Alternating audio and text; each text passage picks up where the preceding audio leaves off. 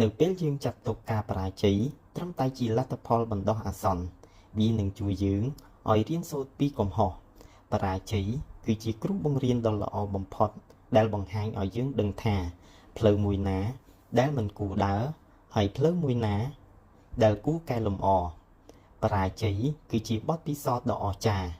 ហើយទន្ទឹមនឹងនេះយើងត្រូវពង្រឹងការតស៊ូបន្ថែមមនុស្សដែលជោគជ័យបំផុតលើលោកមិនមែនជាមនុស្សដែលមិនធ្លាប់ដួលឬមិនដែលបរាជ័យនោះទេប៉ុន្តែជាមនុស្សដែលបដិសេធមិនព្រមបោះបង់គោលដៅរបស់ខ្លួនទៅវិញនោះទេដែលជាមនុស្សជោគជ័យបើយើងចង់ទទួលបានភាពជោគជ័យកាន់តែធំធេងយើងក៏ត្រូវតែត្រៀមការអត់ធ្មត់និងការបរាជ័យច្រើនដងផងដែរទើបយើងអាចសម្រេចវាបានចូររក្សាក្តីសង្ឃឹមពាក្យថាមិនតន់ឈ្នះមានន័យថាជ័យជំនះកំពុងរង់ចាំនៅខាងមុខឲ្យតែយើងបន្តដំណើរទៅមុខហើយសូមចងចាំថា